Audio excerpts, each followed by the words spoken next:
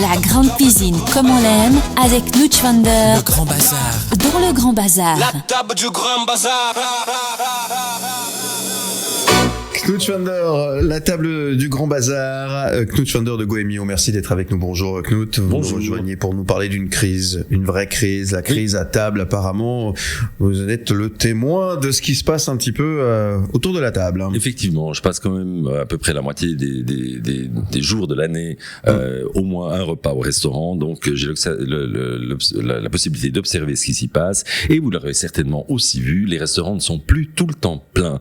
Alors bien sûr, il y a quelques pizzerias et puis quelques chaînes de burgers qui font toujours, qui cartonnent, ce qui me fait d'ailleurs, ça me donne l'occasion de le répéter.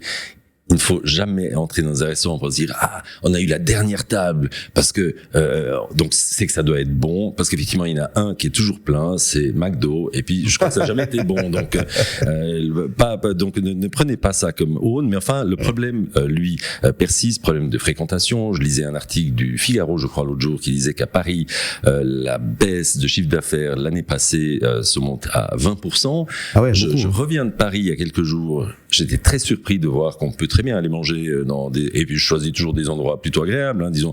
Donc on peut pousser la porte et puis en général on trouve une place, ce qui n'était pas toujours le cas. Alors en cause, qu'est-ce qu'il y a? Il y a le moins d'alcool, il y a le moins de voitures, il y a le fait qu'on zappe les repas de midi. Les entreprises, les grandes entreprises ont des restaurants d'entreprise, donc il y a plus besoin de sortir, et puis en plus c'est plus discret, parce que comme ça, si l'étage directorial veut boire un château, la tour, il peut le faire en toute discrétion, parce que évidemment quand on met des gens à la porte, c'est un petit peu difficile ensuite d'aller dépenser 4000 francs au restaurant à deux. On peut aussi se faire livrer des repas à la maison, ça fait aussi partie du problème. Et il y a les week-ends à l'étranger, il y a EasyJet qui empêche les gens d'aller au restaurant en Suisse, parce que effectivement, une fois qu'on est allé à Barcelone, à Londres ou à Paris, on va pas retourner au restaurant tous les soirs, disons, à part moi, la plupart des gens y vont un petit peu moins souvent. Et puis il y a encore un autre problème, c'est les prix qui grimpent. Vous l'avez peut-être observé, les prix grimpent, et je peux vous dire, ce n'est pas que les restaurateurs veulent nous bouffer la laine sur le dos, c'est eux qui sont soumis à des charges énormes. Quand on voit l'électricité, quand on voit les loyers, quand on voit tout les produits, et bien sûr les salaires, sans parler du fait que ils ont tous, alors tous, il n'y en a pas un qui échappe à la règle, du personnel qui disparaît du jour au lendemain. Donc un soir, on leur dit à demain, et puis le lendemain, ils sont plus là, et puis ils reviennent plus jamais. Avec des portions, excusez-moi, des portions aussi souvent plus petites. On remarque depuis aussi la crise du Covid. Oui. Ah bon. Alors ça, j'ai pas remarqué que les portions étaient. Ah oui. Mais j'ai remarqué. Non, moi je vieillis, donc je mange moins. On fréquente pas les mêmes restaurants, mais souvent nous allons manger avec Philippe. Oui. Et bien souvent, nous remarquons aussi qu'en tout cas depuis la crise du Covid. Oui, merci. Ça lui coûte 2 fois plus cher parce qu'il doit commander 2 fois. Oui, non, je comprends. Les portions sont aussi plus petites. Certainement, parce qu'effectivement, ça permet de. Vous avez dit, hein. Exactement. Si la marchandise est plus chère, en mettant moins dans l'assiette, ça permet de pas augmenter le prix. C'est intéressant, j'avais pas envisagé ça comme ça. Et ce qui me fait quand même sourire, c'est que dans les commentaires qu'on entend ou qu'on lit le plus souvent, c'est mais tout ça c'est la faute à la fumée, on n'a plus le droit de fumer au restaurant, c'est depuis là que plus rien ne va. Et puis j'ai envie de dire, je pense que dans l'état actuel des choses, si on rétablissait la fumée au restaurant, je pense que ce serait le meilleur moyen de l'éviter définitivement. Moi, je dirais plus personne. C'est sûr. Ceci dit, je pense que la qualité et l'accueil du restaurant fait aussi beaucoup au-delà de tout ça, parce que effectivement, moi j'ai la chance d'habiter à côté d'un restaurant qui a fait son entrée dans le guide Goemio cette année, qui est une excellente adresse à Ponta. Oui.